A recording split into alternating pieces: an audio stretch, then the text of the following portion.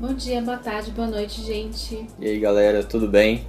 Hoje a gente foi lá ver o filme do Doutor Estranho, né? Que estreou hoje, dia 2 de novembro, aqui nos cinemas brasileiros. Acabamos literalmente de voltar do cinema. Acabamos de voltar de lá e a gente veio aqui fazer esse vídeo pra vocês aqui, falando um pouquinho do filme, né? Algumas curiosidades, alguns easter eggs e a nossa opinião sobre o filme também, né? Não se preocupem, porque possíveis spoilers a gente vai falar só no fim do vídeo. E assim, a gente vai avisar antes de começar a falar deles. Assim, eu não fiquei com aquela expectativa, assim, quanto os filmes anteriores da Marvel, mas quando eu assisti, acho que deve ter sido pelo fato que eu não esperei tanto, não criei aquela expectativa grande, então assim, pra mim, superou o que eu esperava que fosse acontecer, assim, de efeitos, né? Eu falo de efeitos porque a história em si do Doutor Estranho eu não conhecia. Seria a mesma coisa que aconteceu, por exemplo, no Guardiões da Galáxia, né? Tipo, a gente não esperava muita coisa, a gente não conhecia muitos personagens assim, mas acabou que no final surpreendeu bastante, bem divertido, né? pois é. Tanto em efeitos quanto na questão da diversão, o Doutor Estranho tá no mesmo esquema, digamos assim, de Guardiões da Galáxia. Mas assim, acho que em relação a efeitos, eu achei, assim, o Doutor Estranho, assim, bem mais elaborado.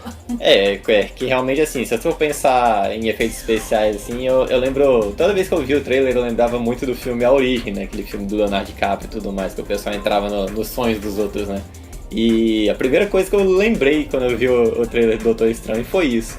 E realmente, assim, tem partes do filme lá que, nossa, você fica impressionado realmente com o tanto de efeitos que eles usaram, assim, e a viagem que ele faz realmente. Eu acho que, assim, pra quem gosta de Harry Potter, assim, vai gostar bastante, porque pelo fato dele ser mago, né? Ele se tornar mago, assim, tem aqueles efeitos de magia, de lá, lança feitiço, conjura feitiço. É quase o Itaú, né? Eles vão fazer isso o filme inteiro. O Itaú. Bom, na questão de atuação, por exemplo, a gente não é nenhum expert nem nada do tipo, mas eu realmente, assim, eu vendo o filme, assim, pela minha opinião, eu gostei muito da atuação do Benedict Cumberbatch como Doutor Estranho, realmente ficou bem legal, deu pra ver, assim,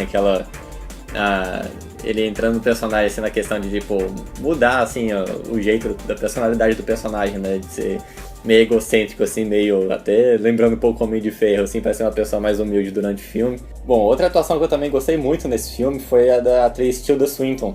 Ela tinha sido muito criticada, assim, a escolha dela, né, para ser a anciã, já que nos quadrinhos o personagem é feito por um homem e é um asiático, né, e tudo mais, então mudaram bastante, assim, digamos assim, o personagem, né, como é que seria o personagem, mas eu gostei demais.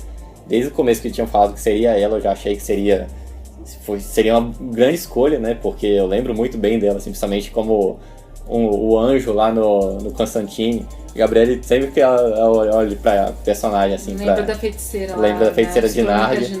E ela tem porte, né? De ser deusa, de ser uma divindade, sei lá, uma posição superior, assim, sim. não sei, tem uma coisa nela que ela tem cara de sábia, não sei. A escolha foi boa. Bom, e antes de começar os spoilers, né, tipo, digamos assim, a gente pode dar, digamos assim, algumas informações extras também. Uma delas é vocês ficarem de olho no personagem Wong, que realmente, assim, as cenas com ele, assim, no geral, são as cenas mais engraçadas. É aquele personagem que ele não é tão relevante pra história assim, mas ao mesmo tempo eles conseguem colocar ele como um personagem legal pra você prestar atenção, digamos. Temos 2 cenas pós-crédito. E vamos falar dos easter eggs que conseguimos achar no filme. Em algumas cenas que mostram a cidade de Nova York, dá pra ver o prédio dos Vingadores, como já de costume. Outra coisa recorrente dos filmes da Marvel é a pontinha que o Stan Lee faz. No filme, ele aparece numa cena de luta, dentro de um ônibus, e lendo alguma coisa que ele disse é engraçada. Provavelmente o que ele está lendo é um easter egg também, mas o easter egg mais interessante que notamos é mais pro início do filme. O Doutor Estranho ele recebe informações de possíveis pacientes, e um deles parece ser o War Machine. É falado que o paciente sofreu uma lesão na coluna ao usar uma armadura experimental. Não tem como não lembrar do que aconteceu com James Rhodes no final do filme da Guerra Civil. E vamos aos spoilers. Já vamos colocar aqui aviso anti-spoiler. Vamos às 2 cenas pós-crédito. A primeira mostra o Doutor Estranho conversando com alguém, né? Assim, dá aquele suspense, um pouquinho de suspense, digamos, né? Mas pela voz dá pra reconhecer quem é, né?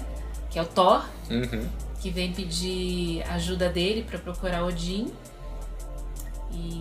Pelo que fala lá, ele ficou perdido na Terra, digamos assim, né? Por culpa do Loki. E ele vem pedir ajuda pro Doutor Estranho, né? E isso quer dizer, assim, provavelmente no próximo filme, né? O Thor Ragnarok, Doutor Estranho deve fazer uma aparição lá, né? Porque é ótimo, né? Pra todo o contexto, né, do filme. E combina, né? Porque são duas... Combina, sim. Porque você pode imaginar, assim, que ele vai estar enfrentando, digamos assim, deuses, né? Pessoas ultra fortes. Então, assim, aparecer alguém com magia no meio lá já nivela muito bem as coisas, né? Bom, a segunda cena mostra, digamos assim, a transformação de Mordo, né? Ele passa o filme inteiro sendo como se fosse assim, não como se fosse, ele é um discípulo, né, da anciã também e tudo mais. Ajudante. Ajudante, praticamente braço direito dela, mas ele percebe que a anciã, ela tava usando uns poderes lá, tipo, que teoricamente não poderiam usar, e como ela quebrou as regras, ele acha que ele tem que colocar tudo pro curso natural, né, das coisas de novo. Ele não entendeu a verdadeira intenção, né, assim, o porquê que ela... Quebrou as regras. O porquê. Só o Doutor Estranho entendeu. Então, assim, pelo fato disso, ele meio que ficou desorientado, ficou louco, entre aspas. Então ele achou, não, tá tudo errado, então vou fazer do meu jeito e vai ser assim.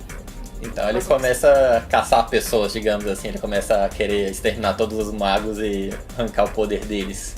Bom, e o mais importante desse filme, digamos assim, né, pra todo o contexto do universo de filme da Marvel aí, é que temos mais uma joia do infinito aparecendo no filme, né? O olho de Agamotto, né, uma das relíquias mais conhecidas aí do Doutor Estranho nos quadrinhos, é mostrada como sendo uma joia do infinito. Seria a joia do tempo no filme. E é com isso que ele consegue, por exemplo, derrotar o Dormammu, que é digamos assim, o vilão principal, né, que estava controlando o personagem do Mads Mikkelsen, né. E é até engraçado o jeito que o Doutor Estranho derrota ele, né, coloca ele num looping temporal lá. Ele sabia que ele não ia conseguir derrotar o Dormammu, então ele coloca ele no looping temporal e fica fazendo ele reviver o mesmo momento várias vezes, tentando negociar com ele. Meio que forçando ele a aceitar negociar com ele. Ele até comentava assim, você vai aguentar fazer isso infinitamente? Pois é, ele morreu, digamos assim, muitas vezes nesse caminho. É a parte engraçada. Mas ficou muito legal essa parte, gostei muito da ideia de colocar ele no looping temporal. E falando do Dormammu, né, tipo, que foi revelado como sendo o vilão principal, quando mostraram ele, falaram que ele era da dimensão negra, né, alguma coisa do tipo assim, eu não lembro bem como é que se referem a ela, mas chamam ele de Devorador de Mundos, e quando mostra um pouco, assim, tipo, do vislumbre do rosto dele, que não mostra ele de corpo inteiro igual ele é nos quadrinhos ou nas animações, né, não mostra o foguinho que também sai da cabeça dele, mostra como se fosse meio uma fumaça, assim, e chama ele de Devorador de Mundos também. A primeira coisa que veio na minha cabeça foi o Galactus do Quarteto Fantástico, que até meio, tipo, deu aquele Galactus feeling, sabe? A fumacinha lá tentando atacar a Terra. Imagine o Galactus com mais ou menos a fisionomia do Thanos. Pois é, ele quando mostrou, assim, tipo, ficou parecendo um queixo, assim, sei lá, as rugas meio de Thanos, assim, ficou uma coisa meio... É uma das coisas estranhas do filme do Doutor Estranho. Sim, temos esses trocadilhos também no filme. E a última coisa que a gente tem pra falar aqui, tipo, última, mas não menos importante, né? É da capa, né? A capa toda feliz do Doutor Estranho. Eu não imaginava, assim, eu realmente não acompanho as histórias, não sabia que... Não sei se é assim de verdade, duvido um pouco, né? Mas a capa de adaptação, né, do Doutor Estranho, ela tem vida própria, digamos assim. E assim, várias vezes assim, eu vi aquilo, eu fiquei lembrando muito do tapete do Aladdin, sabe?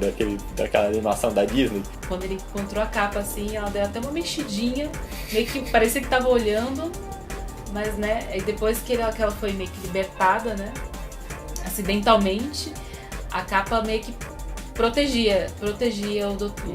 Virou parceirão, virou parceirona. Fazia um monte de coisa. E depois ele pegava e vestia ele mesmo. A própria Casper se vestia nele. Ela acoplava nele praticamente. Fazia né? até um carinhozinho. Pois é, gente. Isso é tudo que a gente tem pra falar desse filme, né? Realmente é um filme que a gente gostou. A gente recomenda pra vocês verem. Se vocês não tiverem nada pra fazer no feriado aí, ó. Já tem uma coisa muito boa pra se fazer já. É isso, gente. Então até a próxima e bom filme pra vocês. Tchau, tchau. Até a próxima, gente.